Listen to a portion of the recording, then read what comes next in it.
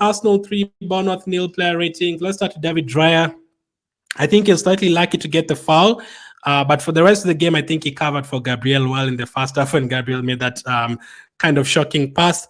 And in the second half, Raya saved what he had to save a couple of times. He kept a clean sheet. He's won the Golden Glove. I don't think he could have done much. I'm going to give him an 8 out of 10 for today, David Dreyer. Next up, Gabriel, I'm going to... If that goal would have counted, I'd have given him an 8, but I'm going to give him a 7 because in the first half, there's a couple of times he's a bit shaky. He almost gave away a goal. So for today, I'm going to give Gabriel a 7 out of 10. You have to take all that into consideration. But for the rest of the game, he was still good. Still defended well in the second half, but first half, those twice, he looked a bit shaky. Saliba, I'm going to give him an 8 out of 10. I think he was incredible today. Actually, could easily have been a 9, but 8 out of 10, I think is fair enough. Defending was incredible. The tackles, the interceptions, the ground duels that he was getting involved in. He was pushing forward and having shots. Just an incredible defender, man. I'm so happy. That's another player. Like, if you're able to keep that defense for the next 5 years, it's going to be great, man. Like, we've not had proper defenders for years. Like 4 or 5 defenders at the same time that are really good. No. Koscielny was very good. Vermaelen was good, but his injuries cost him. But if you looked at the rest of the defense at that time, when he had Andre Santos and all those guys, he only had like 2 good defenders. And then there's a season where Luis was good, but he was still giving penalties and all that. And then you look at a season where Socrates was good, but Mustafi was terrible. Like, having 5, 6 defenders who are really good, and we haven't even had Timber for the whole season. We haven't had Tomias for half of the season. It's just fantastic. The number of clean sheets we keep, the number of goals we concede. We don't even give away too many chances. Like, up to the 60th minute, Bournemouth had like 1 shot on target. Like, we always feel comfortable, and it's because of players like Saliba. I'm going to give him an 8 out of 10. Ben White didn't get forward too many times today like he usually does, but kept a clean sheet, absolutely no problem. 7 out of 10 for Ben White, just like Gabriel.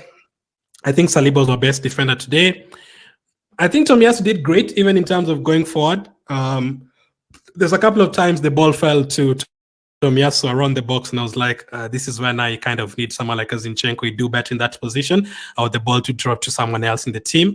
But he still went forward well, and like in the 3rd minute of the game, Tomiyasu came back and made a tackle and got the ball back for us, and that sets the tone for the rest of the game. Like, the moment you make that tackle in the first 3 minutes of the game, it sets the tone, and we start winning every single second ball. And Saliba was winning the challenges, Rice was winning the challenges, and Tomiyasu set that tone within the first 3 minutes of the game. I'm going to give him an 8 out of 10 for today. Thomas Partey in midfield, he actually got forward plenty of times today. He had a couple of shots.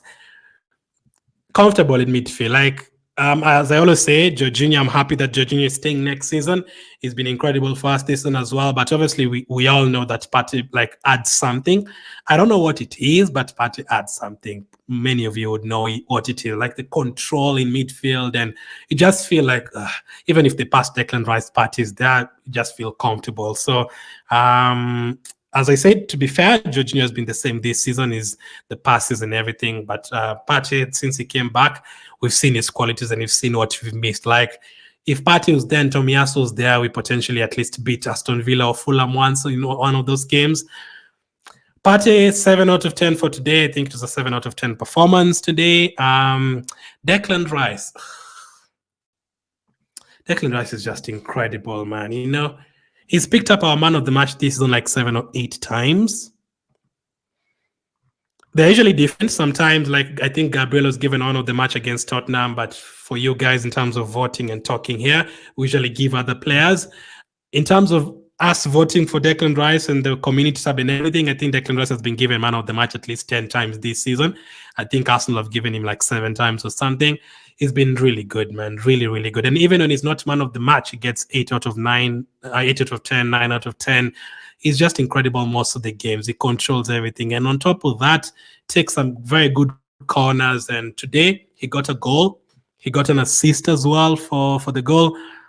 Declan Rice is incredible, man. Like, what a signing. What a signing. And whenever you hear him speak in the media and all that, you can tell he's very happy to be at Arsenal. And is one of the reasons why I've really improved this. And I always imagine I would have really liked to see Jacques and Rice in one midfield. I wonder how that could have been. That would have been crazy. Jacques and Rice in the midfield, and then you also have Partey some games, and then Odegaard is there. That would have been crazy. But in terms of coming in his first season and doing everything he could, I think he's done everything. And today, once again, fantastic.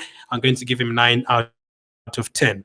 Odegaard had a couple of chances to score, but in terms of even if he doesn't score, he's the one who helps us score. Like that penalty, we don't get it if Odegaard doesn't make that pass to Havertz. He made a couple of them, and he just controls everything, man. Like I love Odegaard so much. If Odegaard continues playing like he does next season and the next season after that, and he continues scoring and continues assisting and continues creating incredible chances, we're in a very good place for 5-6 years, man. I give him another contract. I don't care. Add him another contract. Odegaard gets 8 out of 10 for today. Fantastic, man. I absolutely love him. Forward players, Saka today he was very involved, and people should have gotten red cards for fouling him. He scored his penalty. I was still annoyed in the second half when he missed that chance where Havertz created for him and he literally passed to the goalkeeper. I was like, come on, man. Put your foot through it. That should have been a goal. But for most of the games, he was giving the defenders a headache, and that is why they were trying to completely kill him with these challenges. And even after getting fouled like that, he still gets up and continues to create chance after chance after chance and tries to get involved in the play and all. And scored a very crucial penalty. We seriously needed that goal. He missed a couple of chances, but I'm still going to give him, I think he was very lively, especially in the first half. I'm going to give him an 8 out of 10 for today. Trossard, I think Saka's definitely more lively in terms of the forward players, but Trossard, he gets a chance, finish. And in the first half, he was quite unlucky. I don't think he missed chances. Most of his shots were blocked off the line and goalkeeper making a save. I think Trossard was really good as well in the first half. And Trossard has basically taken Martinelli's position, you know. Martinelli was, if I was to ask you 3 months ago who starts for us, most of you would have said Martinelli, Saka, Jesus. But Havertz and Trossard have basically taken Jesus and Martinelli's positions. They're now coming off the bench. And it's because Trossard has been scoring basically every single game, crucial goals against Wolves and FC Porto and Bayern at home. His finishing is absolutely incredible. And for today, for that finish, I'm going to give him an 8 out of 10. Havertz, I think he was incredible as well. He could have had like 4 assists today. I think 2-3 of them for Saka. If Saka finished those chances, Havertz would have had like 2-3 assists. The runs in behind really make me happy. There's one that he made in the first half, and it was saved by the goalkeeper. He made another one. He got us the penalty. Although I felt like it was experience. It was an experienced penalty win, pretty much. Some referees would not give that, but he did his job. He created a few chances as well. I was like I liked how sharp he was in the second half. The quick turns, the quick passes, and could have easily had a few assists today. Did he? Yeah, he got the penalty. So I'm going to give him an 8 out of 10 for today. Could easily have had a goal. Same with Saka, Trossard. All of them could have had assists as well.